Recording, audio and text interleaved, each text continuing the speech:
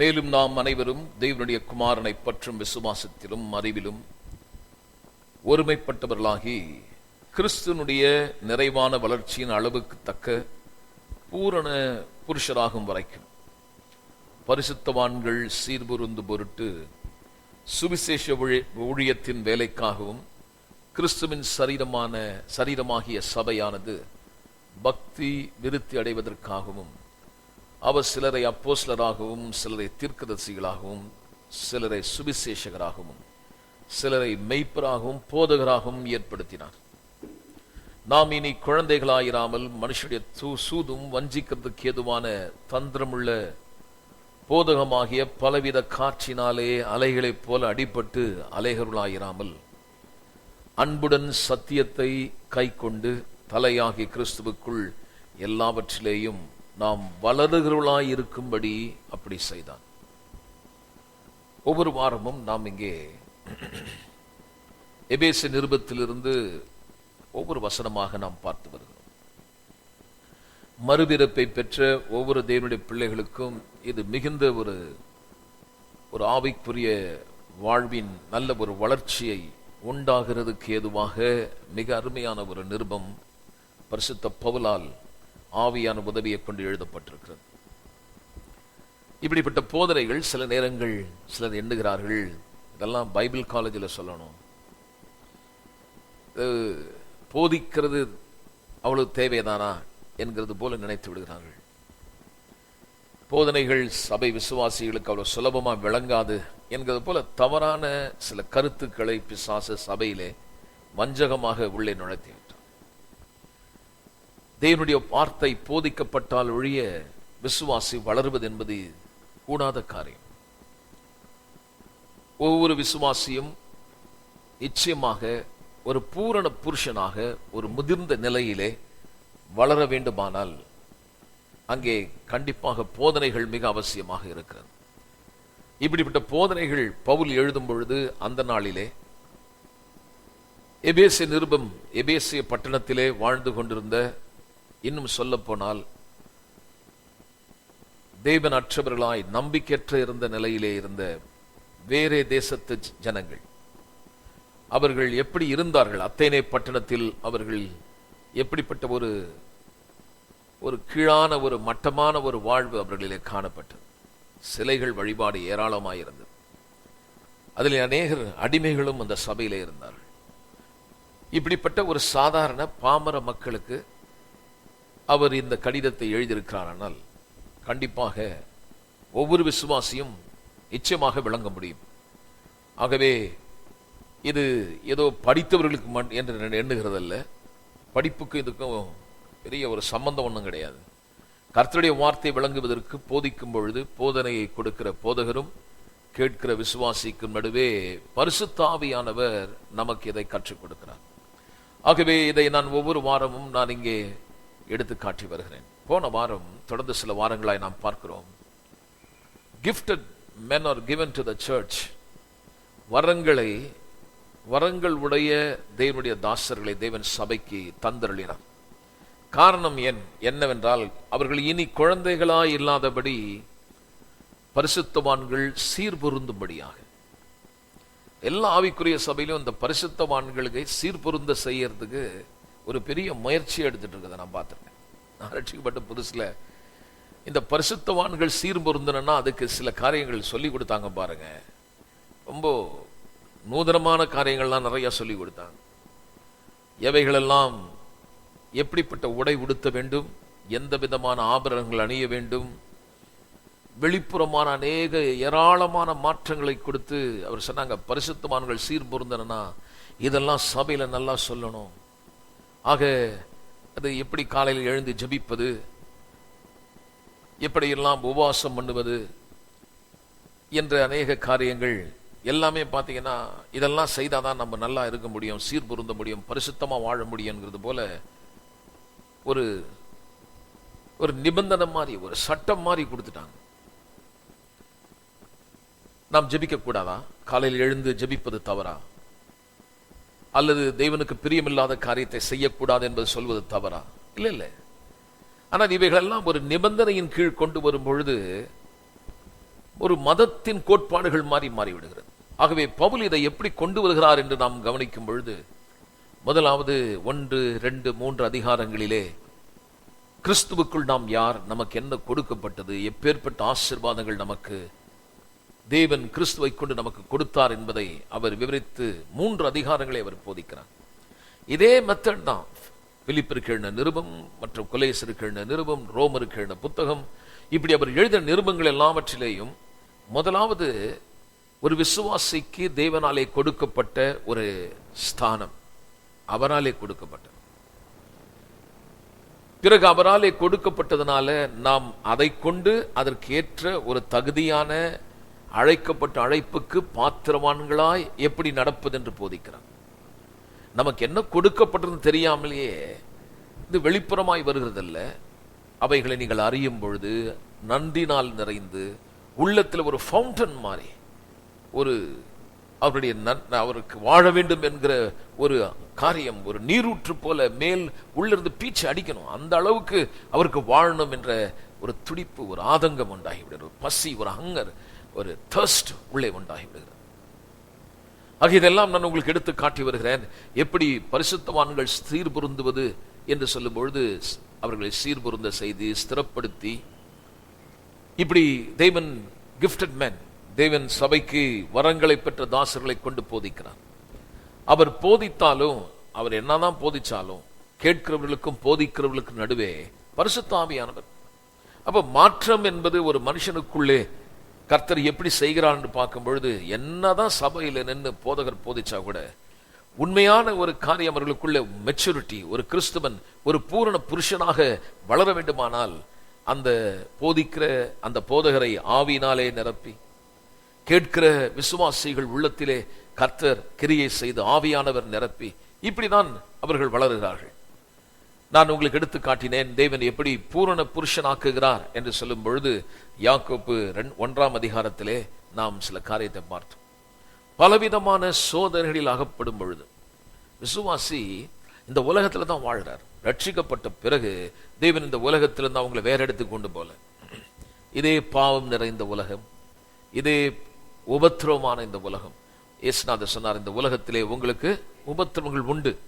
இப்படி எல்லாம் இருக்கும் பொழுது எப்படி ஒரு விசுவாசி இவைகளிலிருந்து நீங்களாகி நன்றாக வாழ்வது, ஒரு எல்லா விதத்திலும் செழித்தோங்கி மேலே வரக்கூடுமானால் அதுக்கு என்ன வழிமுறைகள், எப்படிப்பட்ட காரியத்தை கொண்டு விசுவாசிகளை தேவன் பூரணப்படுத்துகிறார், சீர்படுத்துகிறார் என்று சொல்லும் பொழுது, நிறைய இடத்துல நான் பார்த்திருக்கேன், விசுவாசிகள் சொல்லுவாங்க கர்த்தர் உபத்திரவத்தை கொண்டு நம்மளை பூரணப்படுத்துறார். ஒவ்வொரு விசுவாசிக்கும் உபத்திரவம் நல்லது, உபத்திரவம் கொடுத்துதான் கர்த்தர் விசுவாசிகளை பூரணப்படுத்துறார். ஆனா அது உண்மை அதல்ல. அதுல உண்மையானதை நம்ம மறந்துடும். அதை யாக்கோபு மிக அழகாக யாக்கோபு 1ஆம் அதிகாரத்தில் அதை விளக்குகிறார். சகோதரே, நீங்கள் பலவிதமான சோதனைகள் அகப்படும் பொழுது விசுவாசத்தின் பரீட்சையானது பொறுமையை உண்டாக்கும் என்று அறிந்து இதை குறித்து மிகுந்த சந்தோஷமா எண்ணுங்கள் என்றார். நீங்கள் பலவிதம் விசுவாசத்திலே பரீட்சையும் சோதனை, இந்த 2 வார்த்தையை பயன்படுத்துறார். இந்த உலகத்தை நம்ம இருக்கிறோம். இப்படி இருக்கும் பொழுது விசுவாசத்திலே பரீட்சிக்கப்படும் பொழுது, அது பரீட்சிக்கப்படும் போது கண்ணில் பார்க்கிற காரியம். நம்ம கர்த்தரை விசுவாசிக்கிறோம், விசுவாசிக்கிறதுக்கு எதிரடையான சில சூழ்நிலைகள் நம்முடைய கண்ணில் பார்க்கிறோம். பொருளாதாரத்தில் நெருக்கம், குடும்பத்தில் சில பிரச்சனைகள், வேலையிலே நீங்கள் செய்கிற இடத்திலே ஏதோ ஒரு விதத்திலே உங்களுக்கு நெருக்கம், விசுவாசத்திலே பரீட்சிக்கப்படுகிறீர்கள். இப்படி பரீட்சிக்கப்படும் பொழுது இந்த சூழ்நிலையை பிசாசு பயன்படுத்தி உங்கள் மனதிலே உங்களை சோதிக்கிறான். அவனுடைய எண்ணங்களை உங்களுக்கு புகுத்தும்படி பார்க்கிறான். அது உங்களுக்குள்ள ஏற்படுற ஒரு காரியம். பரீட்சை என்பது வெளியே காண்கிறோம், சோதனை என்பது உள்ளே ஏற்படுகிற ஒரு காரியம். சோதிக்கப்படுகிறோம். என்ன உண்டாகுதுன்னு பார்த்தீங்கன்னா, பரீட்சிக்கப்படும் பொழுது இந்த கண்ணில் பார்க்கிறோம். இதெல்லாம் பார்க்கும் பொழுது உடனே பிசாசு உள்ள இருந்து, நம்முடைய மனது உள்ள இருந்து சில காரியங்களை சொல்றான். கர்த்தரை பின்பற்றினே, உனக்கு என்ன ஆச்சு? குடும்பத்தை பார்த்தியா? உன்னுடைய நிலையை பார்த்தியா? கர்த்தர் உன்னை கைவிட்டார், உன்னை மறந்தார் என்கிறது போல சொல்லும் பொழுது உடனே தேவன் பரிசுத்த ஆவியானவர் மறுபக்கத்தில் இருந்து எப்படி நம்மளை பூர்ணப்படுத்துறான்னு சொல்லும் பொழுது நான் உங்களுக்கு எடுத்து காட்டினேன். 2 தீமோத்தேயு 3ஆம் அதிகாரம் 16-17 வசனத்துல நம்ம அதை படிச்சோம். 2 தீமோத்தேயு 3ஆம் அதிகாரம் 2 தீமோத்தேயு 3ஆம் அதிகாரம் 16-17 வேத வாக்கியங்கள் எல்லாம் தேவனுடைய ஆவியினாலே அருளப்பட்டிருக்கிறது. தேவனுடைய மனுஷன் தேறினவனாக நற்கிரியை செய்ய தகுதி உள்ளவனாக இருக்கும்படி உபதேசத்துக்கும் கடிந்து கொள்ளுதலுக்கும் சீர்திருத்தலுக்கும், வார்த்தையெல்லாம் பார்க்கணும் பாருங்க, நீதியை படிப்பிக்கிறதுக்கும் பிரயோஜனம் உள்ளதாக இருக்கிறது. அப்போ விசுவாசி சீர்திருத்துறதும் அவர் தேறின நிலைமையிலே அல்லது ஒரு பூரண புருஷனாக மெச்சூர்டாக பூரணப்படுத்துதல். எந்த காரியம் அவரை பூரணப்படுத்துதுன்னா உபத்திரம் அல்ல, உபத்திரவத்தின் நேரத்திலே தேவன் அவருடைய அருமையான வார்த்தையை கொடுத்து நம்மை ஒரு தேறின நிலையிலே கொண்டு வருகிறார். நீங்கள் போதனைகளை கேட்கிறீர்கள், இப்படிப்பட்ட காரியங்களை நீங்கள் மறந்து போகாதபடி ஆவியானவர் உங்களுக்குள் இருந்து அந்த நேரத்திலே இந்த பரீட்சிக்கப்படுகிற இந்த காலகட்டங்களில் பிசாசு சோதிக்கும் பொழுது அருகே இருந்து தேவனுடைய வார்த்தையை சொல்லி நம்மை இந்த பிரச்சனை மத்தியிலே இதை பயன்படுத்தி இந்த பாரங்கள் அழுத்தங்கள் நம்மை அழுத்தும் பொழுது விசுவாசத்தினாலே தேவனுடைய வார்த்தையை நீங்கள் எடுத்து பேச பேச உங்கள் காதினாலே கேட்கும் பொழுது அது அங்கே உங்களுக்கு விசுவாசம் உண்டாகிறது. விசுவாசம் எப்படி வருகிறது? தேவனுடைய வார்த்தையை கேட்பதினாலே.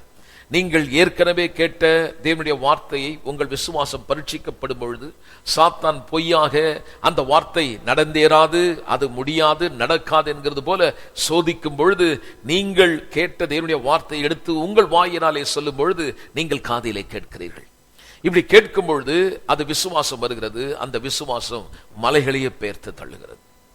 அப்ப அந்த தேவனுடைய வார்த்தை விசுவாசத்தை கொடுத்து இந்த பரீட்சையிலே இந்த சோதனை காலங்களிலே நீங்கள் ஜெயித்து மேலே வரும் பொழுது உங்களை இந்த தேறின நிலைக்கு கொண்டு வந்தது உபத்திரம் அல்ல, தேவனுடைய வார்த்தை, தேவனுடைய வசனம். எல்லாம் சொல்லும், தேவனுடைய வார்த்தையே என்னை சீர்பொருந்த வைக்கிறது, என்னை முதிர்ந்த நிலையிலே கொண்டு வரும், ஒரு பூரண புருஷனாக. அதெல்லாம் நம்ம நல்லா தெளிவா தெரிஞ்சுக்கணும்.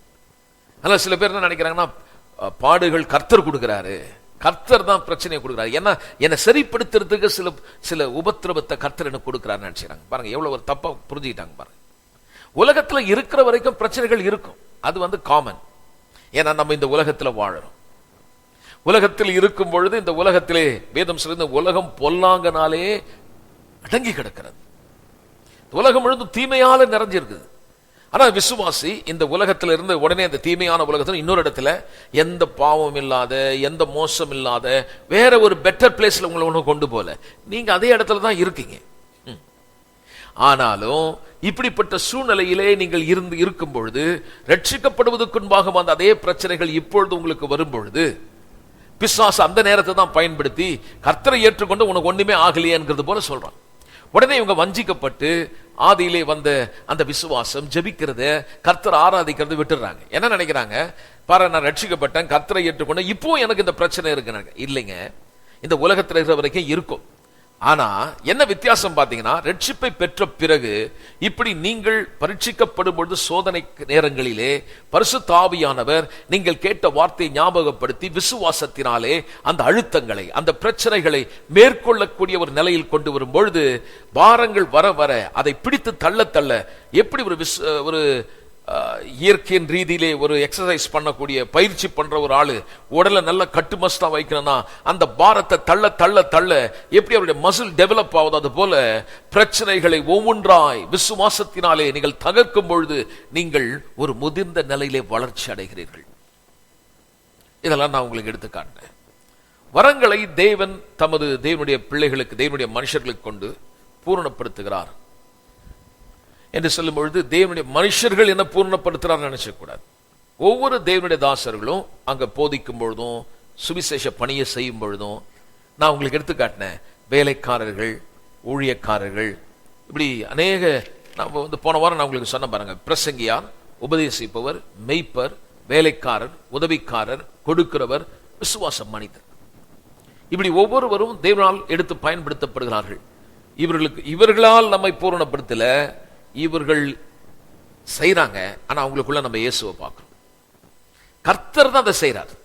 ஒரு மனுஷனை இன்ஸ்ட்ருமெண்டா, ஒரு கருவியா வச்சு பிரசங்கியார் பிரசங்கித்தாலும் பிரசங்கியார் பிரசங்கிக்கிறவர் அல்ல, பிரசங்கிக்கிற உள்ளே கிறிஸ்துவை நாம் பார்க்கிறோம்.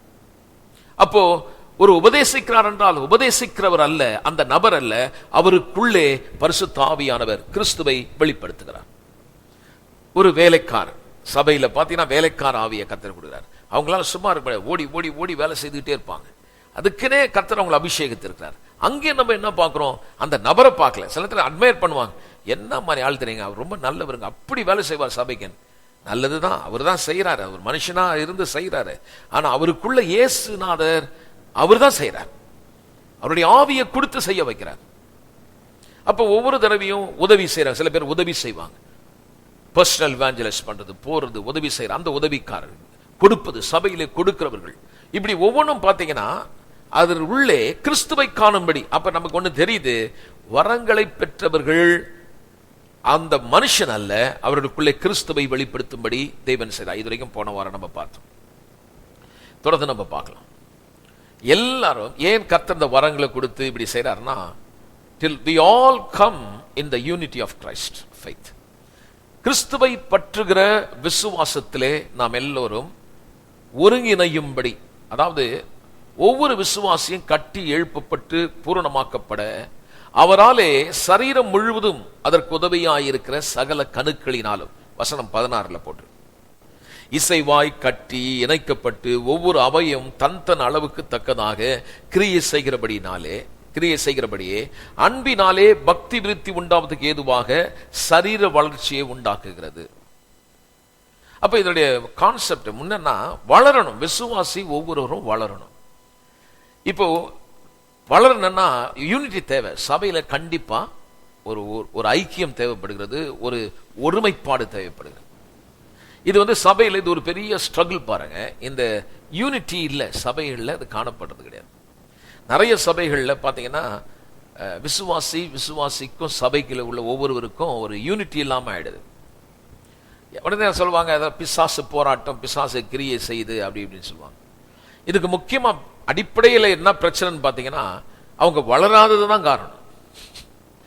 ஒரு விசுவாசி வளர்ச்சி இல்லாத விசுவாசி தான் அந்த மாதிரி அவர் நடக்கிறார். அதுதான் பிரச்சனை. ஏன் சபை மக்கள் ஐக்கியம் காணப்படலன்னு பார்த்தீங்கன்னா, சபை மக்கள் சரியா வளரல. வளரக்கூடிய ஒரு பூர்ண புருஷன் ஆயிட்டாங்கன்னா அவங்க கண்டிப்பா அவங்க மத்தியில் ஒரு ஐக்கியம் காணப்படும். ஆனா வளராத நிலையில் இருந்தா அவங்க எப்படி இருப்பாங்கன்றதுக்கு பவுல் ஒரு இடத்துல இப்படி பேசுறாரு. அந்த சபை மக்கள் அப்படி இருந்தாங்க, ஆனா அவர் எப்படி அதை அவங்களை வெளிப்படுத்துறாரு, என்னத்தை சொல்றாருன்னு பாருங்க. 1 கொரிந்தியர் 3ஆம் அதிகாரம் அதை எப்படி கொண்டு வராரு பாருங்க. 1 கொரிந்தியர் 3ஆம் அதிகாரம் 1லிருந்து 3வது வசனம் வரைக்கும் நம்ம பார்க்கலாம். மேலும் சகோதரரே, நான் உங்களை ஆவிக்குள் எண்ணி உங்களோடு கூட பேசக்கூடாமல் மாம்சத்துக்குரியவர்கள் என்றும் கிறிஸ்துவுக்குள் குழந்தைகள் என்றும் எண்ணி பேச வேண்டியதாயிற்று. நீங்கள் பலன் இல்லாதவர்களானதனால் உங்களுக்கு போஜனம் கொடாமல் பாலை குடிக்க கொடுத்தேன். நீங்கள் மாம்சத்துக்குரியவர்களாய் இருக்கிறபடினாலே இப்பொழுதும் உங்களுக்கு பலன் இல்லை. பொறாமை, வாக்குவாதம், பேதங்கள் உங்களுக்குள் இருக்கிறபடினாலே நீங்கள் மாம்சத்துக்குள்ளாய் இருந்து மனுஷ மார்க்கமாய் நடக்கிறீர்கள்.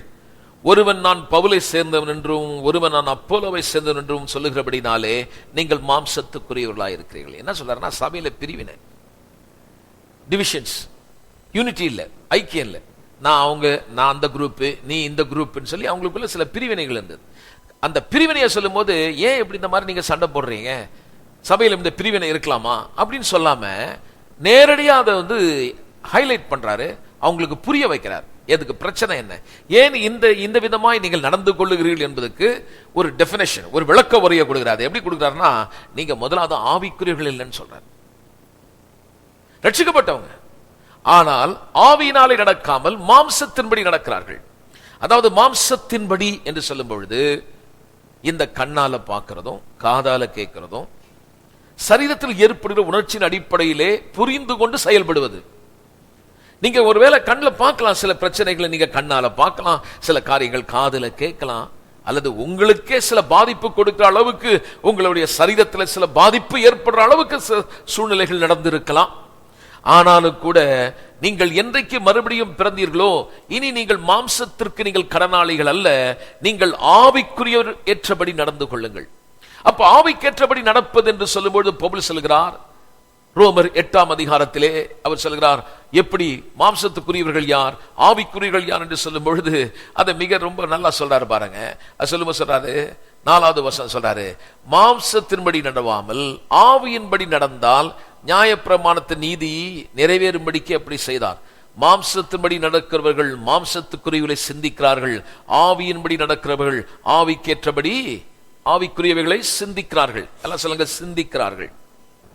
சிந்தனை, ஒருவருடைய சிந்தனை எப்படியோ அதுதான் அவங்களுடைய செயலா இருக்கும். As man thinketh, so he see. ஒரு மனிதன் எப்படி எண்ணுகிறானோ அவன் அப்படியே இருக்கிறான். அப்ப எண்ணங்கள் மாம்சத்துக்குரிய விதத்தில் சிந்திக்கும் பொழுது அந்த விசுவாசி மாம்சத்துக்குரியபடி நடக்கிறார். அப்ப எண்ணுகிற எண்ணங்கள் மாம்சத்தின்படி எண்ணாதபடி ஆவிக்கேற்றபடி எண்ண வேண்டும். அப்ப ஆவிக்கேற்றபடி என்றால் தேவனுடைய வசனத்தின்படி எண்ணணும். இனி நாம் மாம்சத்தின்படி நடப்பதற்கு மாம்சத்துக்கு நாம் கடனாளிகள் அல்ல. நாம் ஆவியினாலே மறுபிறப்பை பெற்றிருக்கிறோம். நாம் மாம்சத்தில் இருந்தாலும் ஆவியினாலே நடக்கும்படி, அல்லது வசனம் என்ன சொல்லுதோ அதன்படி நடக்கணும். அப்ப ஏற்கனவே உங்களுக்கு காட்டின ஒரு பூரண புருஷன் என்பது உபத்திரவங்கள் பாடுகளால் அவன் பூரணமாகல, தேவனுடைய வசனம் அவரை பூரணப்படுத்துன்னு சொன்னேன். இப்ப நீங்கள் ஆவிக்குரியவர்களாக நடக்கணும்னா இனி நீங்கள் மாம்சத்தின்படி எண்ணாமல், என்னதான் சபை மக்கள் மத்தியில தவறான வார்த்தைகளை கொண்டு வரும் பொழுது நீங்க உடனே அந்த சொல்லுகிற வார்த்தையை கேட்டு அதற்கேற்றபடி நீங்கள் எண்ணாமல், தேவனுடைய வசனம் என்ன சொல்லி இருக்கிறதோ அதன்படி எண்ணணும். அவர் சொல்லி இருக்கிறார், நீங்கள் எல்லாம் ஒருவருக்கொருவர் அவயங்களாக இருக்கிறீர்கள். ஒரு அவயம் ஏதாவது ஒன்று கேடுபடுமானால், அது பாதிக்கப்படுமானால், மற்றொரு சரீரத்தில் இருக்கக்கூடிய மற்றொரு அவயம் அதை குறித்து அதை சரியாகணும், அதை குறித்து ஒரு கன்சர்ன், அதை குறித்து ஒரு வேதனை, அதை ஹீல் ஆகணும்ன்ற எண்ணம் உண்டாது. அது போய் அதை சூதிங் பண்ணுது, அதை தடவி கொடுக்குது, அதை பாசிஃபை பண்ணுது, அதை ஹீல் ஆகணும்னு இது துடிக்குது. கையில, இந்த வலது கையில எனக்கு ஒரு விரல் அடிபட்டுச்சுன்னா இடது கை மட்டுமல்ல என் சரீரம் முழுதுமே துடிக்கும், இந்த கை சரியாகணும். ஊதும், வாயில் ஊதுறது நான் பார்த்திருக்கேன். அந்த மாதிரி விசுவாசிகள் மத்தியில் ஒருவருக்கொருவர் ஏதாவது ஒன்று நடக்குமானால் மற்றொரு விசுவாசிக்கு எப்படி இருக்கணும்னா, அவங்க ஜூசி ஸ்டோரி மாதிரி போய் கேட்டுட்டு சொல்லுங்க என்ன நடந்தது அப்படி கேட்டு அப்படியா விஷயம் சொல்லி அங்க ஒரு குரூப்பை சேர்த்துக்கிறது இல்ல.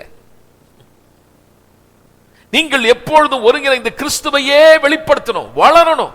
இந்த சபை, அதாவது சபைனா ஒரு குறிப்பிட்ட சபையை நான் சொல்லல, கிறிஸ்தவர்களை நான் சொல்றேன். எப்பொழுது நீங்கள் ஒரு தனிப்பட்ட விதத்திலே ஒரு விசுவாசி பூரணமானால், எல்லா விசுவாசியும் பூரணமாகி அவர்கள் ஒட்டுமொத்தமா ஓங்கி வளர்ந்த ஒரு கிறிஸ்துவை இந்த உலகம் பார்க்கணும்.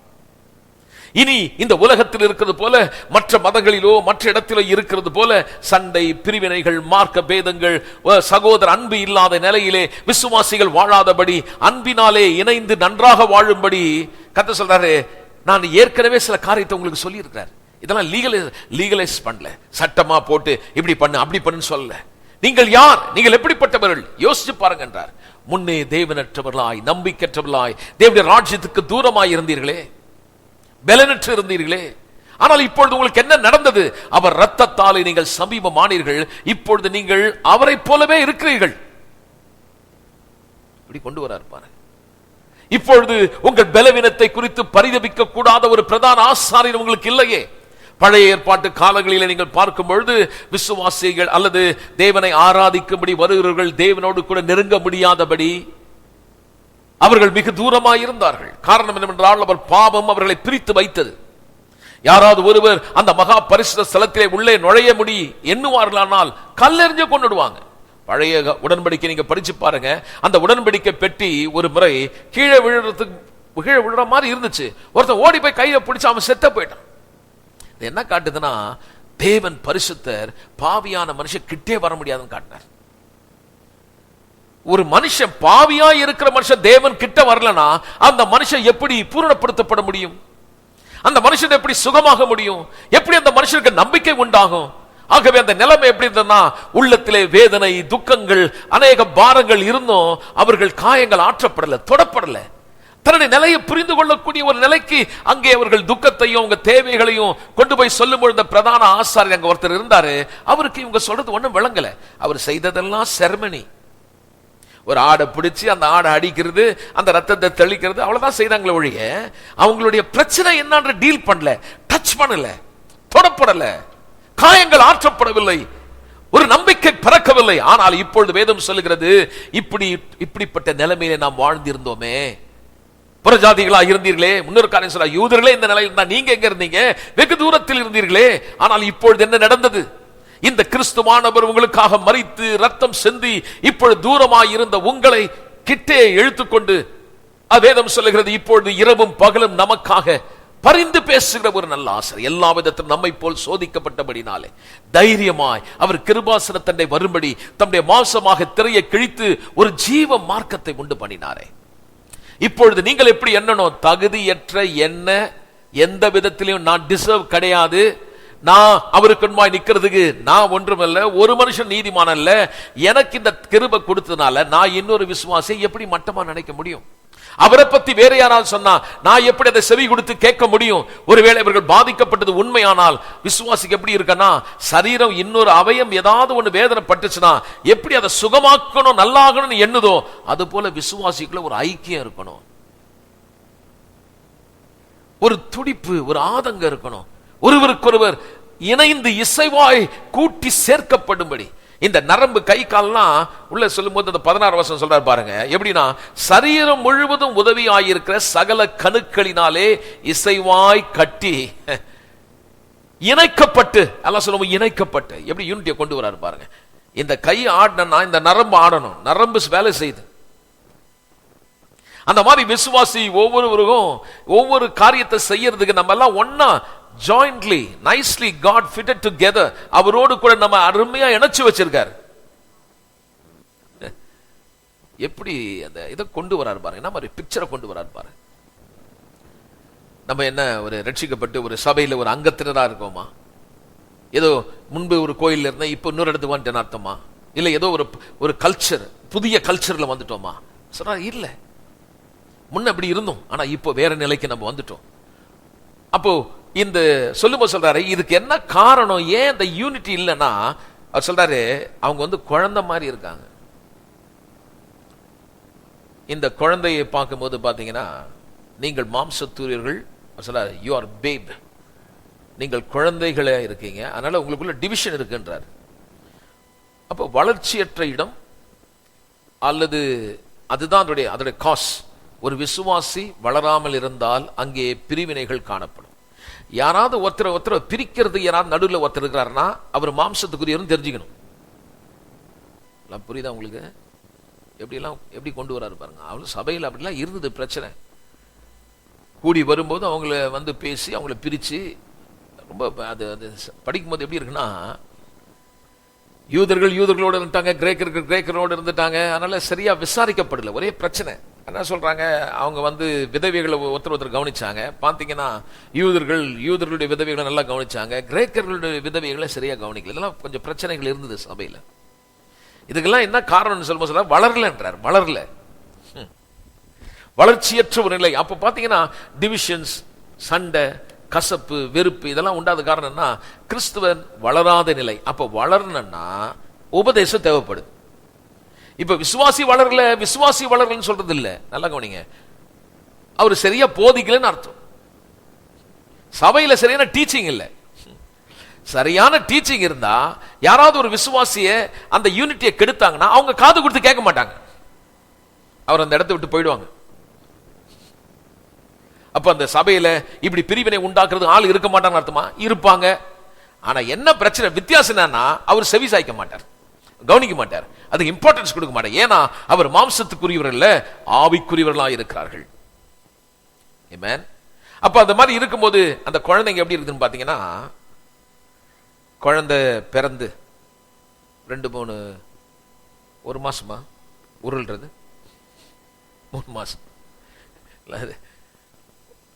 இந்த 3 மாச குழந்தை பாத்தீங்கன்னா பாயில போட்டீங்கன்னா படுக்கையில பண்ணா பெறணும், குப்புற படுக்கும், அப்புறம் எப்படி பெறணும்.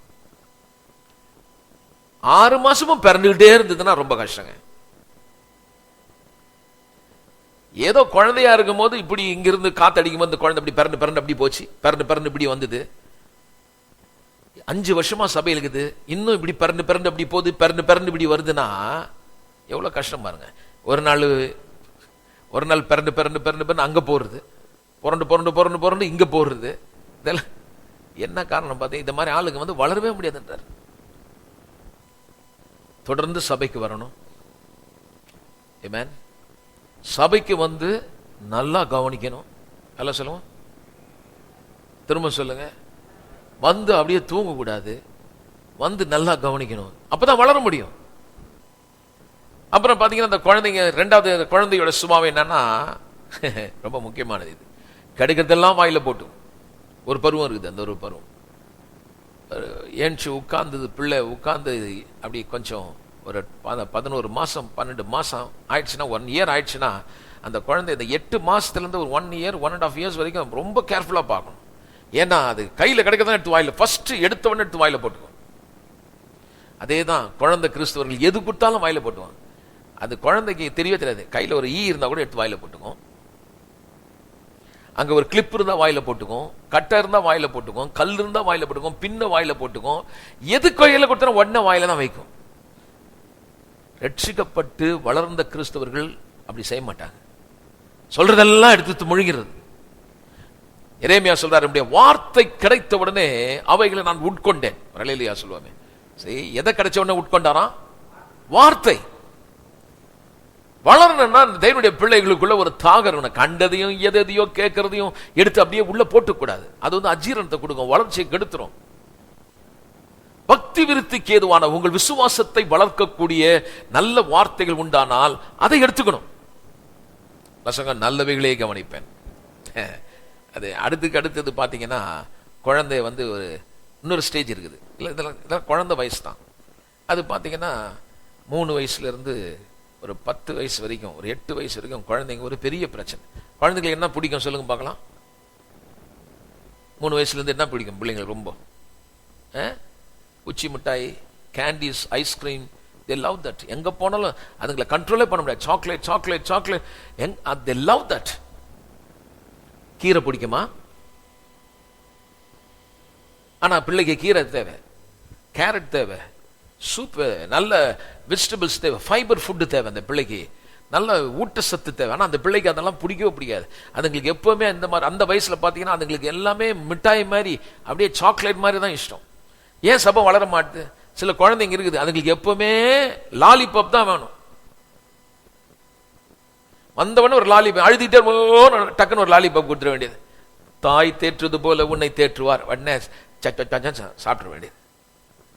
வளர்ற விஷயம் கிடையாது பாருங்க. அதுங்களுக்கு நல்ல ஒரு ஆகாரத்தை கொடுக்கும் போது அவங்களுக்கு வந்து அதுல அவங்களுக்கு அவ்வளவு பழக்கம் இல்லை, வசனத்துல பழகல, அதனால அவங்களுக்கு கொஞ்சம் டிஃபிகல்ட்டா இருக்குது. நான் இதை கண்டுபிடிச்சதுன்னா, ஏற்கனவே ரட்சிக்கப்படாம புதுசா ரட்சிக்கப்படுறாங்க பாருங்க, அவங்க நல்ல வசனம் கடகடன்னு வளர்ந்துடுறாங்க. ஏற்கனவே ரட்சிக்கப்பட்டுன்னு சொல்றவங்க கொஞ்சம் ரொம்ப கஷ்டமா இருக்குது. ஏன்னா லாலிபாப் சாப்பிட்டே பழக்கம். கீரையும் தேவை, தண்டு கீரை தேவை, முள்ளங்கி தேவை, காயம் தேவை, எல்லாம் தேவை. அப்பதான் வளர முடியும். திடமான ஆகாரம் தேவைப்படுது, நல்ல உணவு தேவைப்படுது, நல்ல எல்லாம் கலந்த சமச்சீரான உணவு. எல்லாம் சொல்லுவோம் பேலன்ஸ் ஃபுட்டு. கொழுப்பு கறியே சாப்பிட்டு இருக்க முடியாது, அது கூட கொஞ்சம் காயம் சேர்த்துக்கணும். சரி, அப்ப அந்த போதனைகள் என்று சொல்லும் பொழுது முதிர்ந்த கிறிஸ்தவனாக இல்லாத நிலைதான் சபையிலே பிரச்சனையும் டிவிஷன்ஸும் குழப்பங்கள் உண்டாகிறது காரணம். அப்போ இதுக்கு என்ன தேவை? நல்ல போதனைகள் இருந்தால்தான் அவர்கள் மத்தியில் ஒரு யூனிட்டி உண்டாகும். சரி, ஐக்கியம் மட்டுமல்ல, கிறிஸ்துவை குறித்த ஒரு ஞானம் பற்றி அறிகிற அறிவிலே. இந்த வசந்த சொல்றார் பாருங்க, 4ஆம் அதிகாரம், பேச 4ஆம் அதிகாரம், கிறிஸ்துனுடைய நிறைவான வளர்ச்சி. தேவனை 11ஆம் வசனம், நாம் அனைவரும் தேவனுடைய குமாரனை பற்றும் விசுவாசத்திலே. ஐக்கியம் மட்டுமல்ல, சொல்றாரு குமாரனை பற்றும் விசுவாசம், தமிழ்ல வருது knowledge of the son of God. ரொம்ப முக்கியமானது. குமாரனை பற்றுகிற, அறிந்து கொள்ளுகிற ஒரு காரியம். இது என்ன? Not basic knowledge. ரட்சிப்பு பெற்ற பிறகு நீங்க இன்னும் கிறிஸ்துவை குறித்த ஒரு பேசிக் அடிப்படையான நாலேஜ் இருக்கக்கூடாது. இயேசுவே ஆண்டவர், இயேசுவே தேவனுடைய குமாரன், அப்படி இருந்துடக்கூடாது. ஆமா, அவர் ரத்தம் சிந்தினாருங்க, என் பாவத்தை மன்னிச்சிட்டாரு, நான் இப்ப கர்த்தர் பிள்ளை, அப்படின்னு இருந்துடக்கூடாது. இன்று நீங்க கிறிஸ்துக்குள் சில அறிவு உண்டாகணும். அவருக்குள் எனக்கு என்ன, அவராலே எனக்கு என்ன கிடைத்தது, அவரை கொண்டு அறிகிற அறிவினாலே நான் என்ன செய்ய முடியும்? இப்பொழுது தேவன் கிறிஸ்துவை கொண்டு அவர் வழியாக, அவர் மூலமாக, அவராலே என்று எழுதி பாருங்க. அதெல்லாம் என்னென்ன கொடுக்கப்பட்டிருக்கிறது என்பதை நல்லா உங்களுக்கு தெரியும். சிலுவையை குறித்த உபதேசத்துல நல்லா, ஏன் ஆண்டவர் இந்த சிலுவையில மரித்தாரு, எதுக்காக அவர் தேவனுடைய குமாரன் இந்த சிலுவையில மரிக்கணும், எதுக்காக அவர் அவமானப்படுத்தப்பட்டாரு, ஏன் அந்த அடி அடிச்சாங்க, இப்படி எதுக்கு அவர் சாபமா தோங்கணும், ஏன் பிதாவாகிய தேவன் இந்த நிலையில அவரை விட்டாரு, காரணம் என்ன, இதெல்லாம் கிறிஸ்துவால நமக்கு என்ன கொடுக்கப்பட்டது என்பது குறித்து நம்ம தெரிந்து கொள்ளணும். அப்பதான் நம்ம வளர முடியும். சோ மேலோட்டமா தெரிஞ்சுக்கிறது இல்லை, நிறைய அந்த சபையில ஒவ்வொரு வாரமும் இதெல்லாம் நான் உங்களுக்கு சொல்லியிருக்கேன். அவருடைய காயங்களால் வேதம் சொல்லி நீங்கள் சுகமானீர்கள். அப்படி அவர் சாபமாய் தொங்கும் பொழுது ஆபிரகாமுக்கு உண்டான ஆசீர்வாதம் உங்களுக்கு உண்டானது. அவர் மரணத்தினாலே மரணத்துக்கு அதிகாரிய பிசாசை அளித்தார். அவர் மரணத்தினாலே மரித்திருந்த நீங்களும் நானும் அவருடைய ஜீவனை நாம் பெற்றுக்கொண்டோம். கிறிஸ்துவுக்குள் இப்பொழுது நான் என்னவாக இருக்கிறேன், உன்னதங்களிலே சகல ஆவிக்குரிய ஆசீர்வாதத்தினாலே ஆசீர்வதிக்கப்பட போகிறதல்ல, நான் ஆசீர்வதிக்கப்பட்டேன். இப்படி ஒவ்வொரு விசுவாசியும் கிறிஸ்துவுக்குள் எனக்கு என்ன கிடைச்சிருக்குன்னு தெரிஞ்சாதான் அவர்களுக்கு இந்த நாலேஜ், அதை குறித்த அறிவு எந்த சூழ்நிலையிலும் அவர்கள் தைரியமா நிக்க வைக்குது. ஆக அந்த பிரச்சனையில் அவர்கள் தடுமாறி இடறி விழாதபடி அவர்கள் இதை தாண்டி மேலே எழும்பத்தக்கதாக அவர்களுடைய எப்படி ஒரு போல் வால்ட்டை தாண்டாங்க, ஓடுறவன் எக்ஸசைஸ் பண்ணி ஓடும்பொழுது ஜம்ப் பண்ணி இப்படி ஓடுறது போல விசுவாசி எத்தனையோ இடையூறுகள் பிரச்சனைகள் வரும்பொழுது அதை தாண்டி ஓடத்தக்க விதத்திலே உங்களுக்குள்ளே பலன் வர வேண்டுமானால் அந்த அறிவு, கிறிஸ்துவை குறித்த ஒரு அறிவு. இப்போ வார்த்தையை கொண்டு அறிகிற அறிவு மட்டுமல்ல, அடுத்தது ஒண்ணு இருக்குது, பர்சனல் ரிலேஷன்ஷிப். ரொம்ப முக்கியமான. இப்ப நம்ம ஞாயிற்றுக்கிழமை அதை குறித்து ரொம்ப அதிகமா பார்த்துட்டு வரோம். இன்டிமேசி, இன்டிமேட் ரிலேஷன், தேவனோடு கூட ஒரு நெருக்கமான ஒரு உறவு, கிறிஸ்துவோடு கூட தேவனுடைய குமாரனை கொண்டு நமக்கு எப்பேற்பட்ட ஒரு உறவு ஏற்படுத்தப்பட்டிருக்கிறது. நான் அந்த உறவை பர்சனலா எனக்கு அவரை தெரியணும். ஒவ்வொரு விசுவாசியும் சும்மா மேலோட்டமா தெரிஞ்சுக்க கூடாது, சொந்தமாக எனக்கு அவராலே நான் எப்படி இருக்கிறேன் என்பதை அறிகிற அறிவு. எபேசியர் 3ஆம் அதிகாரம் 17வது வசனத்துல கூட அங்கேயும் அவர் ஜெபம் பண்றார். விசுவாசத்தினாலே கிறிஸ்து உங்கள் இதயங்களிலே வாசமாய் இருக்கவும். இந்த வாசம் என்ற வார்த்தை என்னன்னு பாத்தீங்கன்னா ரிசைடிங், தங்குறது. ஞாபகம் இருக்குன்னு நினைக்கிறேன் நான் சொன்னது. நம்ம இங்கிருந்து சொந்தக்கார வீட்டுக்கு போறோம், போயிட்டு நம்ம வந்துருவோம். ஆனா நீங்க எங்க வாசம் பண்றீங்க அப்படின்னா என்ன அர்த்தம்? உங்க வீடு எங்கன்னு அர்த்தம். உங்க வீட்டுல எப்ப போயிட்டு வந்துட மாட்டீங்க, அதான் உங்க வீடு, அங்கதான் தங்கி இருக்கீங்க. புரிஞ்சுதா உங்களுக்கு? அந்த மாதிரி கிறிஸ்துவ உங்களுக்குள்ள எப்பயாவது ஒரு நாள் அவரை கெஸ்ட் மாதிரி வச்சுக்க கூடாது. வர்றதும் போறதும், கஷ்டத்துல ஆண்டவரே இறங்கி வாருமையா, இறங்கி வாரும், அப்புறம் நீங்க முடிஞ்சிடுச்சையா நீங்க போங்கயான்றதா?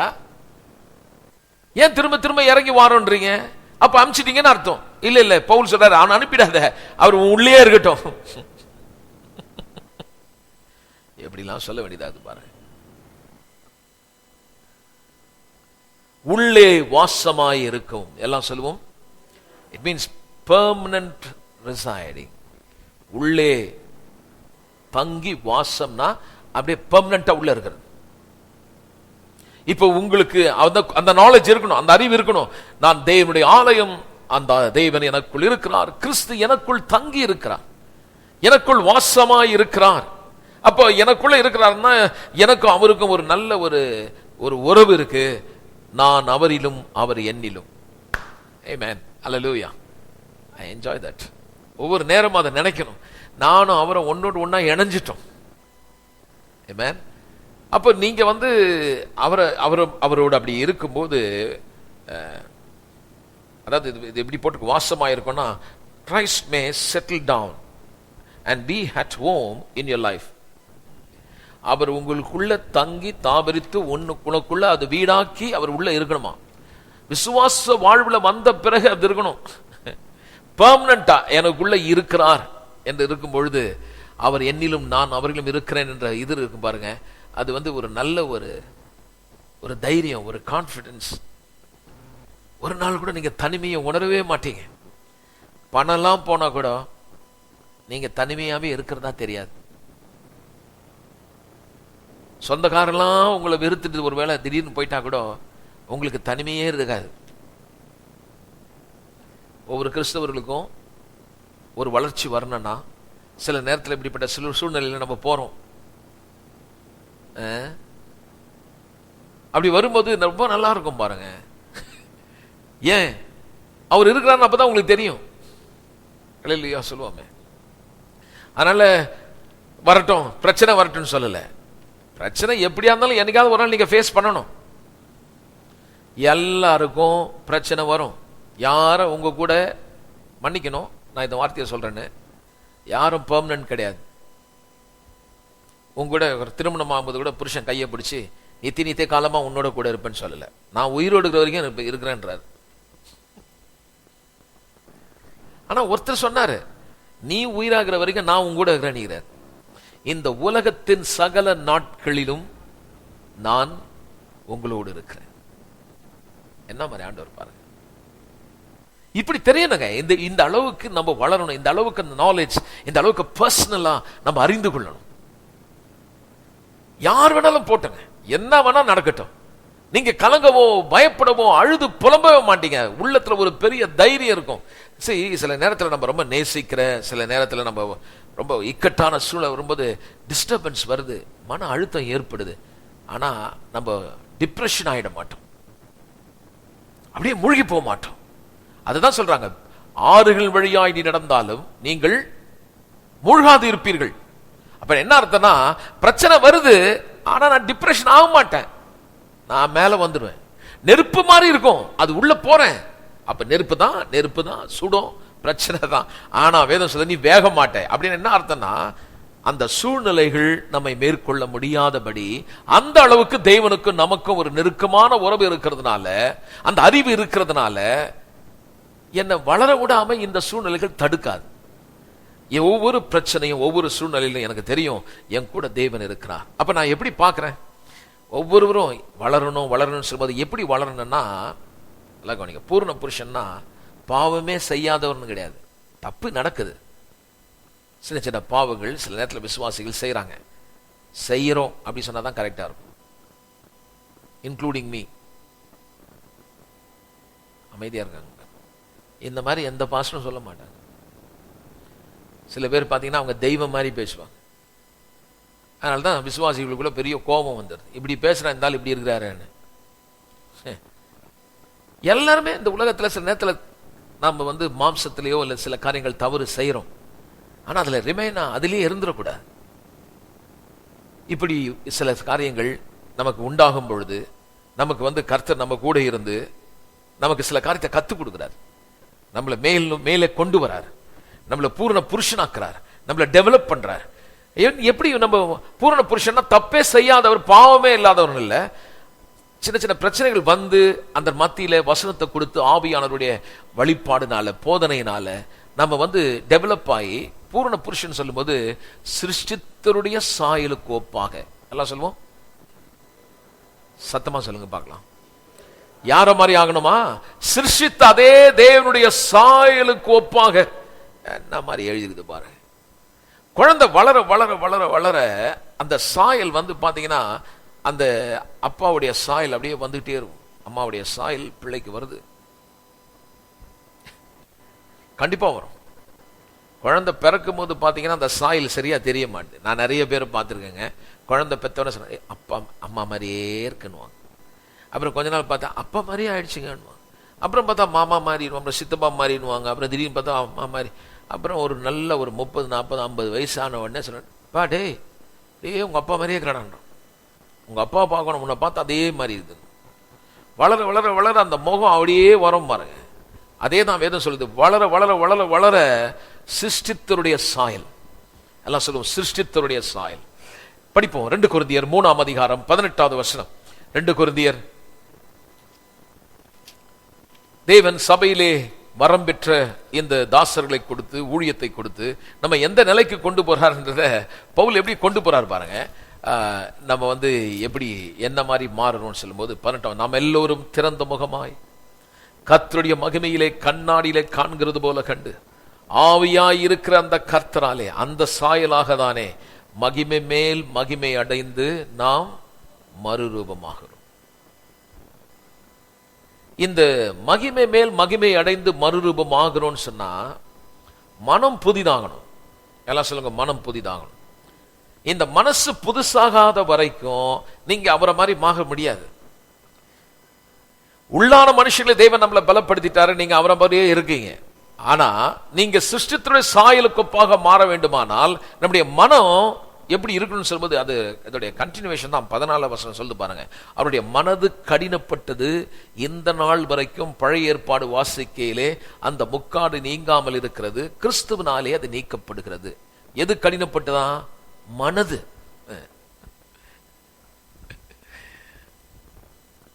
மறுபிறப்பின் வழியாக இப்பொழுது நமக்கு ஒரு காரியம் நடந்திருக்கிறது. அது என்னவென்றால், வேதம் சொல்லுகிறது, இப்பொழுது பழைய ஏற்பாடு வாசிக்கும் போது பாத்தீங்கன்னா அந்த நியாயப்பிரமாணத்தை வாசிக்கும் போது படிக்க படிக்க அவங்களுக்குள்ள ஒரு ஆக்கினை தீர்ப்பை கொடுத்தது. அல்ல, கட்டளைகள். நியாயப்பிரமாணம் சொன்னா ஒழுக்கமாக வாழ்ற சில பிரமாணங்கள் தேவனாலே கொடுக்கப்பட்டது.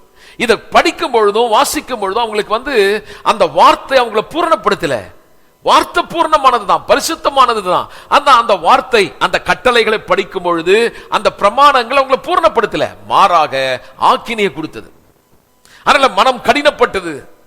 அதனால வாசிக்கும் போது அவங்க முக்காடு போட்டாங்க, முகத்துல ஒரு திரையை போட்டாங்க, பார்க்க முடியல, தேவனுடைய பிரசன்னத்தை பார்க்க முடியல, கிட்ட சேர முடியல. தேவனுக்கும் மனுஷனுக்கு ஒரு பிரிவு இருந்தது, ஒரு திரை இருந்தது. வெறும் திரை மட்டுமல்ல, தேவனை காண முடியாதபடி பிரசனத்துக்குள்ள ஒண்டி போக முடியல. அது மட்டுமல்ல, தேவனுடைய காரியத்தை அவங்களால விளங்க முடியல, புரியல.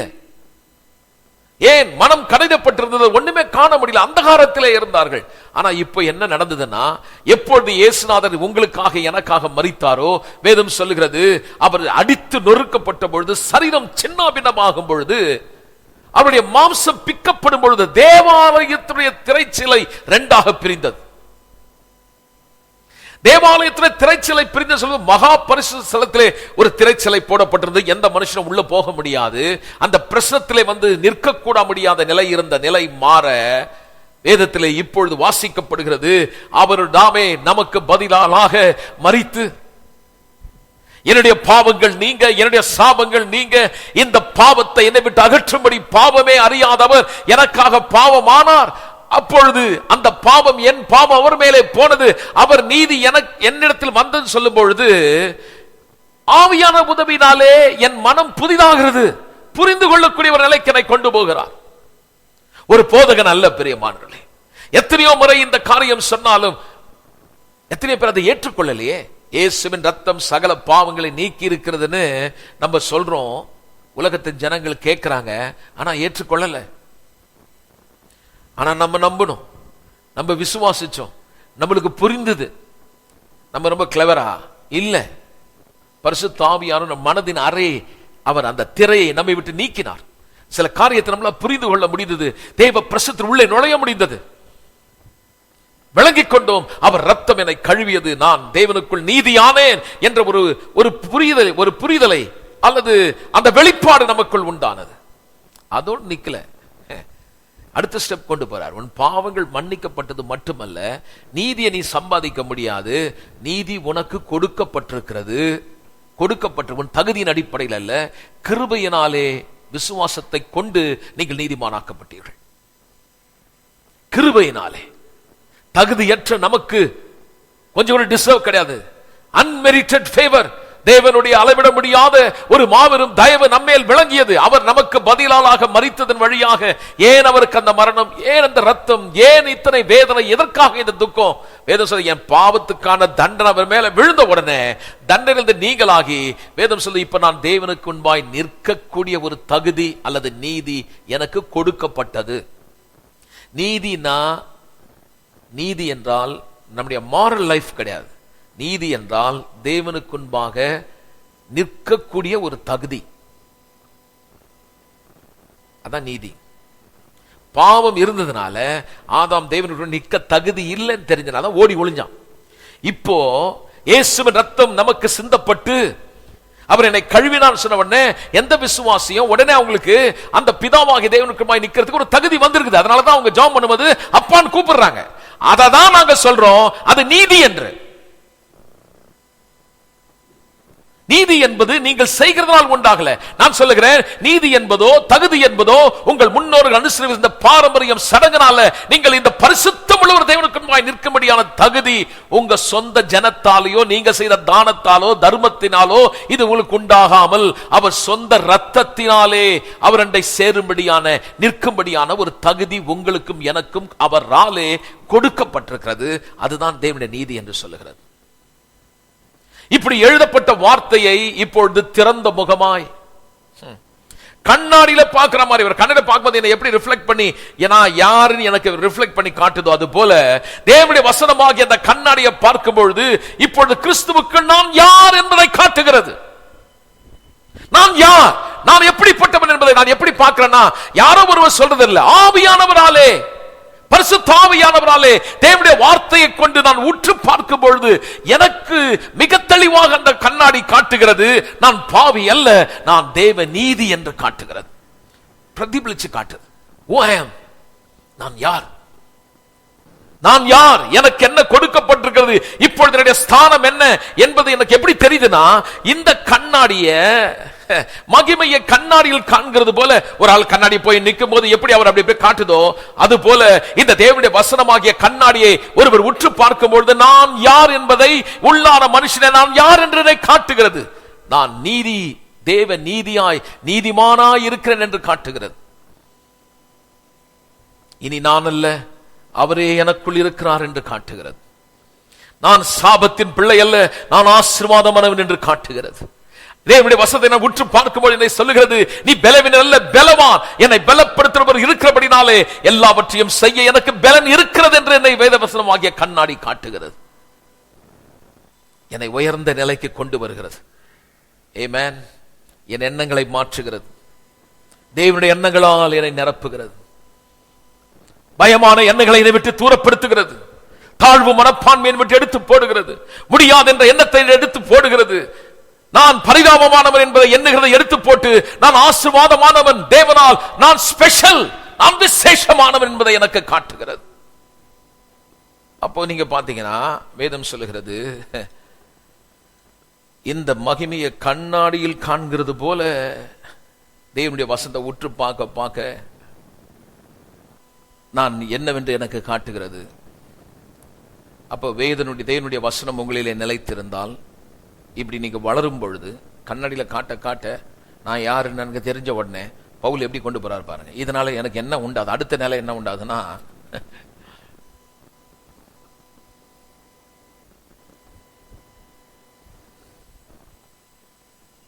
14 வசனம், இனி குழந்தையா இல்லாம அடுத்த ஸ்டெப்புக்கு போறேன். என்ன? மனுஷனுடைய சூதும் வஞ்சிக்கிறதுக்கு ஏதுவுமான தந்திரமுள்ள போதகமாகிய பலவித காற்றினாலே அலைகளைப் போல அடிபட்டு அலைகிறவர்களாய் இல்லாமல். ரொம்ப ரொம்ப முக்கியங்க இதெல்லாம். பாருங்க, சபையில ஒவ்வொரு விசுவாசியும் இதெல்லாம் கண்டிப்பா தெரிஞ்சுக்கணும். இது 3 வார்த்தையும் பாத்தீங்கன்னா பவுல் எப்படி பயன்படுத்துறேன்னா, சூது, தந்திரம், வஞ்சகம். இது ரோம சாம்ராஜ்யத்தில் அப்போ ரொம்ப அதிகமா, அதாவது லாஸ் வேகாஸ் அமெரிக்கெல்லாம் போனீங்கன்னா அந்த இது விளையாடுவாங்க, கேம்பிளிங். ஒரு $10 போட்டீங்கன்னா $1 மில்லியன். அப்படியே லக்கியில் நம்ம ஊர்ல கூட வச்சாங்க சொரண்ட டிக்கெட் பாத்தீங்களா, சொரண்டுவாங்க. உங்களுக்கு ஞாபகம் இருக்கான்னு தெரியல, எனக்கு தெரியுதுன்னா நான் வாங்கிட்டேன்னு நினைச்சிடாதீங்க. நான் அதெல்லாம் இது வரைக்கும் லாட்டரி டிக்கெட்டை வாங்கினது கிடையாது. நான் போதுகிறதெல்லாம் எல்லாத்தையும் வெளியில போனா கவனிப்பேன் என்ன பண்றாங்கன்னு. அப்ப இருந்தது பாருங்க. போய் அதுல ரொம்ப மாட்டினவங்க இந்த ஆட்டோ ஓட்டுறவங்க ரொம்ப பாதிக்கப்பட்டாங்க. கஷ்டப்பட்டு சம்பாதிப்பான், கொண்டு போய் அந்த பணத்தை கொண்டு போய் சுரண்டிக்கிட்டே இருப்பான். அந்த கையில் இருக்கிற நகமே போயிட்டு இருக்கும் அவனுக்கு, சுரண்டியே போயிடும். என்னன்னா ஒன்னு போட்டா ஒன்னு வரும், இவ்வளவு கொடுத்தா அவ்வளவு வரும். இதெல்லாம் ஏமாத்து வேலை. இதை நம்பி நம்பி நம்பி அலப்பாயிருது. அங்க ஓடுறது, இந்த டிக்கெட் வாங்குறது, அதை வாங்குறது. அப்புறம் பாத்தீங்கன்னா இப்படி கேம்பிளிங் கேம்ஸ் நிறைய வச்சிருக்காங்க. அதுல பாத்தீங்கன்னா எல்லாமே ரொம்ப உங்களுக்கு நல்லது செய்யற மாதிரி இருக்கும். அதை இன்டென்ஷன் என்ன, உங்க கையில புடுங்கிறது தான், வேற ஒண்ணுமே கிடையாது. என்னைக்கும் விசுவாசிக மத்தியில சில போதனைகள் கொடுக்கப்படுது. எல்லாமே டெம்பரல் அவங்களுக்கு சொல்லி கொடுக்குறது. இப்ப இருக்கிற ஆசீர்வாதம் அது இது, வா நாங்க ஜெபம் பண்ணி உனக்கு சரி பண்ணிடுவோம், அதை பண்றோம் இதை பண்றோம். இங்க வந்தா உனக்கு அப்படியே கண்ணு உனக்கு பளிச்சுன்னு திறந்துருமாக்கும், உனக்கு இந்த அற்புதம் நடக்கும், இந்த நாங்க செத்து போனவங்களாம் உயிரா எழுப்புறோம், இங்க வந்து பாருன்றான். இதை நம்பி அங்கிருந்து அங்க ஓடுறது, அப்புறம் இன்னொரு இடத்துக்கு ஓடுறது, இங்க ஓடுறது. இவ்வளவு நாளா இல்லாத பிரச்சனை இவளுக்கு உங்க வீட்டுல இருக்கிற காரணம் என்ன பாத்தீங்கன்னா, அவங்க சொல்றாங்க உங்க வீட்டுல ஏதோ ஒரு செத்த ஆவி இருக்குது, மந்திரம் பண்ணிருக்காங்க, சாபம் இருக்குது, ஏதோ சூனியம் பண்ணிட்டாங்க, என்ன பண்றதுன்னு கேக்குறாங்க. இது வந்து நீ அங்க போய் ஜெபம் பண்ணிக்கோ, அப்படி சரியாயிடும். சொன்னீங்களே நீங்களே செய்யுங்கன்னு கேட்டா அதுல இங்க இன்னொரு இடத்துக்கு போகணுன்றான். இப்ப இங்க இருந்து அங்க தாவறது, இங்க இருந்து அங்க தாவறது. இப்படி விசுவாசிங்க நிலைச்சு நிக்க முடியல. ஒவ்வொரு பிரச்சனை நேரத்துல இன்ஸ்டன்டா ஏதாவது வேணும் அவங்களுக்கு. ஒரு பிரச்சனை வந்த உடனே அவங்களுக்கு என்ன இமீடியட்டா ஒரு ஆன்சர் பண்ணும். உடனே என்ன பண்றாங்க, எங்கேயாவது போறது, அங்க போய் நின்றுட்டு ஏதாவது ஒண்ணு வெளிப்பாடு கிடைக்குமா, கொஞ்சம் ஜெபம் பண்ணி சொல்லுங்கன்றாங்க. ஏன்னா ஏற்கனவே இதுல இருந்து வந்தாங்க. ஏற்கனவே இவங்களுடைய பழக்கம் என்னன்னு பாத்தீங்கன்னா, அவங்களுடைய பூர்வீகத்தை கவனிச்சு பாருங்க.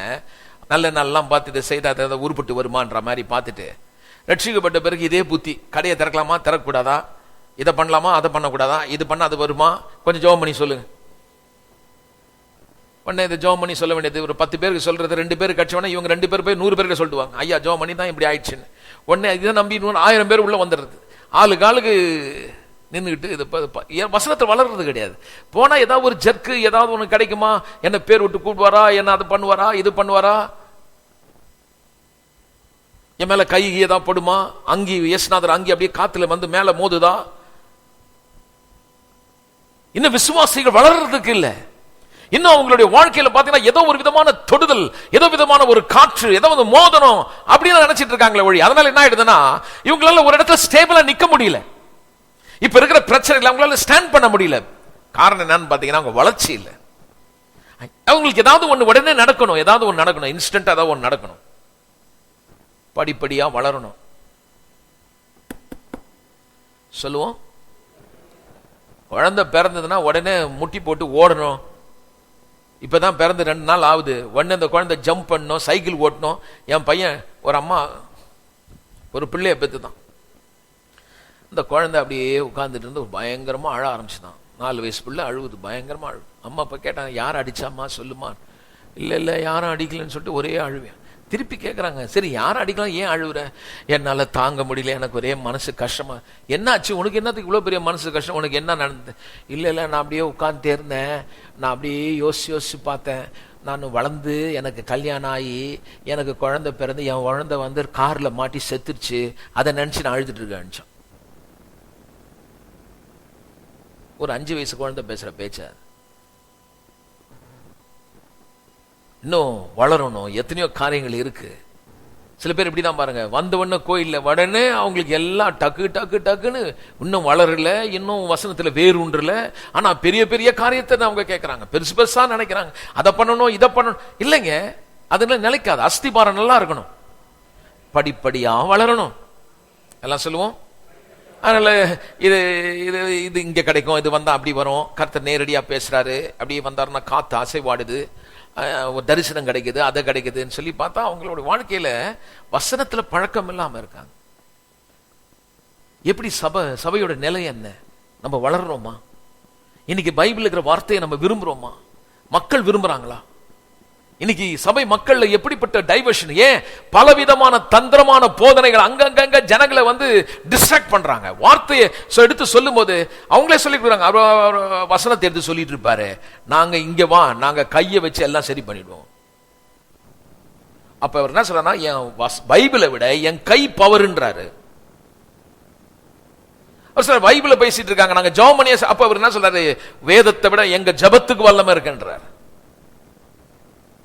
சுவாசிகள் ஜாக்கிரதையா இருக்கணும். அப்போ ஏன் இந்த மாதிரி நிலை உண்டாவதுன்னா இதுக்கு எல்லாமே காரணம் பவுல் சொல்றாரு, சூதும் வஞ்சிக்கிறதும் எல்லாம் கிராஃப்டினஸ். 1 போட்டா 100 கிடைக்கிற மாதிரி, எல்லாம் இந்த ராஃபிள் டிக்கெட் மாதிரி சொல்றாரு. இப்படி இல்லாம இருக்கணும்னா முதலாவது நீங்க கட்டி பில்ட் அப் யுனைடெட், நீங்க கட்டி எழுப்பப்பட்டு ஐக்கியமுள்ளவர்களாய் கிறிஸ்துவை போல பலமுள்ளவர்களாய் நீங்கள் நல்ல ஒரு முதிர்ந்த நிலையில சரீரமா எழுந்திருக்கணும். ஒரு ஸ்ட்ராங் பாடி மேனா எழுந்திருக்கணும். ஒரு பலவான் எப்படி கட்டு மஸ்ட் அப்படி எக்ஸசைஸ் பண்ணி அப்படி எழுந்திருக்கான், அந்த மாதிரி விசுவாசி உள்ள ஸ்ட்ராங் ஆயிடணும். ஆமென். எல்லாம் சொல்லுவோம் ஸ்ட்ராங் ஆகணும். ஆமென். அப்படி ஸ்ட்ராங் ஆன பிறகுதான் விசுவாசி இந்த நிலைக்கு வரணும், பூர்ண புருஷன் ஆகணும். எப்படி? முதல்ல அவர் பில்டப் பண்ணணும், அவரை கட்டி எழுப்பணும், ஐக்கியம் உள்ள நிலைக்கு வரணும். அப்புறம் கிறிஸ்துவின் சாயில அடையணும், அவரு உள்ள பலன் அடையணும், அவர் உள்ளான மனுஷன்ல ஒரு நல்ல ஸ்ட்ரக்சர், ஒரு பூர்ண புருஷன் ஸ்ட்ராங் ஆகணும். அதுக்கு பிறகுதான் 15ஆம் வசனம் சொல்றாரு, அன்புடன் சத்தியத்தை கை கொண்டு விசுவாசிய போதனை கொடுத்து அவரை இவாஞ்சலைஸ் பண்றதுக்கு அனுப்புறாரு. நீ எப்ப இவாஞ்சலைஸ் பண்ணனா, எப்ப நீ எழுந்து ஊழியம் செய்யணும்னா உனக்கு இந்த சொல்லப்பட்ட காரியம்லாம் நடக்கணும்ன்றார். இப்ப நம்ம ஆளுங்க உடனே ஜெபம் பண்ணி ஒரு பேயை திரத்திட்டானா, கர்த்தரை நான் அழைச்சிட்டா ஜெபத்துக்கு, இனிமேல் என்னால உட்கார முடியலையா, என்னால உட்கார முடியலையா, கர்த்தர் கூப்பிட்டுட்டே இருக்காரியான்றாங்க. ஊழியத்துக்கு என்ன கர்த்தர் அழைப்பு கொடுத்துட்டாரு. இது எப்படி இருக்குன்னா, அன்புடன் சத்தியத்தை, எல்லாம் சொல்லுங்க ப்ளீஸ், இன்னொரு சொல்லி பாருங்களேன். ஒரு அன்புடன் சத்தியத்தை கை கொண்டுன்னு சொல்லுது. இங்கிலீஷ்ல அப்படி இல்லை பாருங்க, இங்கிலீஷ் அப்படி வரல. அது எப்படி சொன்னா, speaking the truth in love. அன்புடன் சத்தியத்தை பேசக்கூடிய நிலை. விசுவாசி எப்படி பேசணும்னா, சத்தியத்தை போய் சொல்லும் போது அன்போட சொல்லணுமா. அதாவது எப்படின்னா, இப்ப சொல்றேன் பாருங்க, ஒரு இடத்துல இருந்து நீங்க ஊழியத்துக்கு போனீங்கன்னா அந்த ஊழியத்தை செய்யறதுக்கு முன்னாடி ரீசன் இருக்கணும், ஒரு அழைப்பு இருக்கணும். அந்த கோயில் பாஸ்டர் சரி கிடையாது, அதனால இப்ப நாங்க ஊழியம் செய்யறதா வந்துட்டேன். இப்ப இவர் அவரை விட நல்லவர் என்ற எண்ணத்துல வந்திருக்காரு. இவர் ஏன் ஊழியத்தை தொடங்கி இருக்காருன்னா அதுக்கு ரீசன் சொல்றாரு. அந்த பாஸ்டர் இது செஞ்சாரு, அதை பண்ணிட்டாரு, அதனால நான் இனிமேல் இல்லை, நானே ஊழியம் செய்யறதா ரெடி பண்ணிட்டேன். இப்போ ஊழியத்தை இவர் எப்படி தொடங்கி இருக்காருன்னா, அன்போடு இல்ல, கசப்பு, வெறுப்பு, கோபம், இப்படி ஒரு ஊழியத்தை தொடங்குறார். சபை எப்படி வளரும்? சபைன்னு சொல்லும் போது ஒரு பெயரளவில் ஒரு கோயில் வச்சிருக்காங்க, அதை சொல்லல. அது வளரவே வளராதுன்னு எனக்கு தெரியும், அதை விட்டுருங்க. ஒட்டுமொத்தமாக சபை இன்னைக்கு உலகத்துல எப்படி காட்சியை கொடுக்கும்? அங்கே வெறுப்பு, கசப்பு, ஒருவரை குற்றப்படுத்தி, இவர் சரியில்லை, அவரு சரியில்லை, எனக்கு ரொம்ப வெளிப்பாடு கிடைச்சிச்சாக்கும், அதனால நான் ஊழியத்துக்கு வரேன். இல்லையே. இதுக்குதான் முதல்ல சொல்ற, படிப்படியா வளரு. முதல்ல போதனையை கேள். உள்ளான மனுஷர்களே நீங்கள் எப்படி வளரணும்? பில்டப், கட்டி எழுப்பப்படு. ஏன் நான் கட்டி எழுப்பப்படணும்? சபையில ஒரு ஐக்கியத்தை ஏற்படுத்தும்படியாக. ஐக்கியத்தை ஏற்படுத்தி அப்புறம் சொல்றாரு, கிறிஸ்துவை போல நீ மாறணும். கிறிஸ்துவை போல மாறி உன்னுடைய உள்ளான மனுஷர்களே ஒரு ஸ்ட்ராங், ஒரு மெச்சூரிட்டி, ஒரு முதிர்ந்த ஒரு நிலை வரணும். வந்த பிறகு சொல்றாரு, இனி நீ இப்படியே உட்கார்ந்திருக்காத, நீ போய் சபை எழும்பும்படி இப்ப இவாஞ்சலைஸ் பண்ணுன்ற. அப்ப அந்த ஊழியத்தை செய்வதும் எங்க வளர்ந்தியோ அந்த சபைக்கு பிரயோஜனமா போய் செய்கின்றார். அதான் ஒரு ஆமென் சொல்லுவோமே. And as God says, கர்த்தர் சொல்லாம வேற இடத்துக்கு போக கூடாது. கர்த்தர் சொல்ற காலம் வரைக்கும் சபைக்கு உங்களுக்கு ஊழியம் அழைப்பு இருந்ததுன்னா, வளர்ந்து இதே மாதிரி படிப்படியா வளர்ந்துட்டீங்கன்னா, ஊழியம் செய்யணும் விருப்பம் இருந்தா சபை வளர்ச்சிக்காக ஊழியம் பண்ணணும். அப்பதான் அதுக்கு ஐக்கியம் இருக்கும், அப்பதான் அந்த சபையில ஒரு ஐக்கியம் இருக்கும். அப்ப நீங்க பாத்தீங்கன்னா, ஒரு பூர்ண புருஷன் ஆகின பிறகுனா ஒரு காரியத்தை தொடங்குறாருன்னா, ஒரு பிரிவு, அவர் இங்கிருந்து ஒரு கிளை சபை ஏதோ ஒன்று செய்யறாரு, என்னவோ பண்றாருன்னு வைங்க, கோபம், அது அதோடைய விளைவு நான் சொன்னா, ஏதோ ஒரு சபை இருக்கும் பாருங்க, ஒரு சபை இருக்கும், ஒரு பேரு, அந்த சபை பேரை போட்டு புதிய சபை அப்படின்னு போடுவாங்க. அது ஏற்கனவே அந்த சபைக்கு ஒரு பேர் இருக்கும், அந்த பேருக்கு முன்னாடி புதிய அந்த சபை பேர் போட்டு, சரவண பவன் இட்லி ஷாப் இருக்குது பாருங்க, நியூ சரவண பவன் இட்லி ஷாப், இப்படி சொன்னா தான் விளங்கும். பிலால் பிரியாணி, புதிய பிலால் பிரியாணி கடை, அப்படி போடுற மாதிரி சபையை போட ஆரம்பிச்சிட்டாங்க. இதெல்லாம் காரணம் என்ன? வளரல, வளர்ச்சி இல்லை. இவங்களே வளராதனால சபை மக்களுக்கு எப்படி வளர்ச்சி உண்டாகும்? சபை மக்கள் வளராத பொழுது எப்படி கிறிஸ்தவர்கள் இப்படி கிறிஸ்துவை எப்படி உலகத்திற்கு எடுத்து காட்ட முடியும்? அதனாலதான் பவுல் இதெல்லாம் சொல்றாரு, நீங்க ஒரு காரியத்தை செய்யறதுக்கு முன்னாடி சபை மக்கள் எப்படி இருக்கணும் என்பதை குறித்து எழுதும்போது, நிருபங்களை எழுதும்போது, இது அவங்களுக்கு கொண்டு எழுதல, நமக்கு பிரயோஜனம் உண்டாகும்படி, எல்லாம் சொல்லுவோம், எனக்கு பிரயோஜனம் உண்டாகும்படி.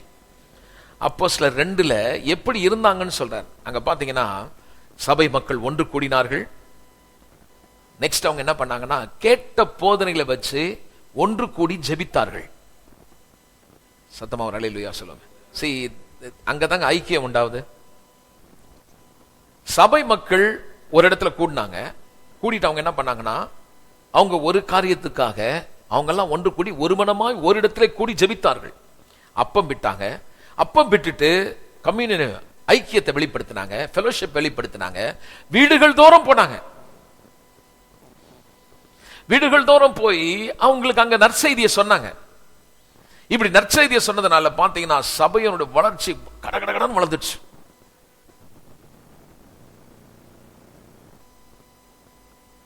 தேவனுடைய பிள்ளைகள், நீங்க இந்த CD வழியாக, இந்த குறுத்தகடு வழியாக கேட்கிற எந்த சபையார் இருந்தாலும் இதை நீங்கள் கடைபிடிப்பீர்களானால் நான் சொல்லுகிறேன், உங்கள் திருச்சபை வளரும். கேட்கிற ஒவ்வொரு விசுவாசியும் நீங்கள் இருக்கும் உங்கள் சபைக்கு நீங்கள் ஆசீர்வாதமாயிருங்கள். தேவன் வரங்களை கொடுத்தது ஏன்? காரணம் என்ன? எதற்காக தேவன் வரங்களை கொடுக்கிறார்? சபையின் பக்தி, சபையை கட்டி எழுப்புவதற்காக. ஏன் பரிசுத்தவான்களை கர்த்தர் ஏன் நம்மளை வேறுபடுத்தினார்? பரிசுத்தவான் என்றால் நாம் பிரித்தெடுக்கப்பட்டோம். இந்த உலகத்திலே நம்மை தேவன் உலக ஜனத்திலிருந்து அவருக்கென்று சொந்தமாக பிரித்தெடுக்கப்பட்டோமே, அததான் பரிசுத்தவான்கள் என்று சொல்லுகிறது. ஏன் பரிசுத்தவான்களாக்கினார்? பிரித்தெடுக்கப்பட்டார் பூரண புருஷனாகும்படி.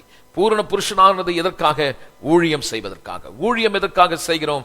சபையானது கட்டி எழுப்பப்படும்படியாக. சபை கட்டி எழுப்பப்பட வேண்டுமானால் நமக்கு ஐக்கியம் தேவை.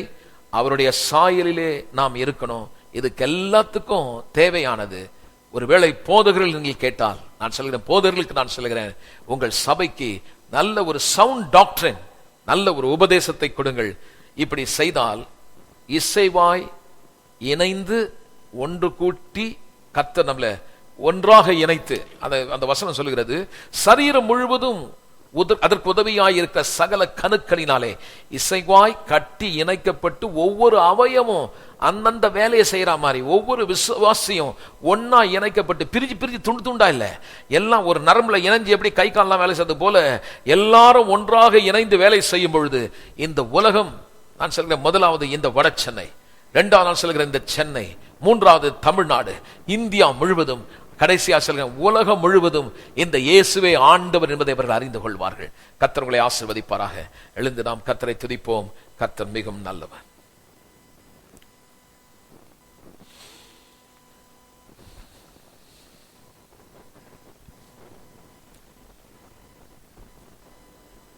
அன்பின் பிதாவே, நன்றியோடு மை துதிக்கிறோம். எங்களை நீர் இந்த உலகத்தில் பரிசுத்தவான்களாக அல்லது ஆண்டவரே இந்த உலகத்தில் எங்களை பிரித்தெடுக்கப்பட்ட நிலை கொடுக்கப்பட்டதன் காரணம், நாங்கள் பூரண புருஷனாக வேண்டும். அதற்காக சபையிலே வரம் பெற்ற தாசர்களை, தேவனுடைய வார்த்தையை உபதேசிக்கிறவர்களை கர்த்தர் ஏற்படுத்தினீர். கர்த்தாவே, நல்ல மெய்ப்பர்களை ஏற்படுத்தினீர். மெய்ப்பர்கள் உபதேசித்து அவர்கள் விசுவாசிகளை பூர்ண புருஷனாக்கி சுவிசேஷ வேலையை செய்து அவனவன் ஆண்டவரே தன் பிரயோஜனத்துக்காய் அல்ல, கர்த்தருடைய நாமம் மகிமைப்பட்டு ஒன்றாய் ஒருங்கிணைந்து இசைவாய் இணைக்கப்பட்டு கூட்டப்பட்டு நாங்கள் கிறிஸ்துவை இந்த உலகத்திற்கு காட்டும்படி எங்களை நீ தெரிந்து கொண்டதற்காக ஸ்தோத்திரம்.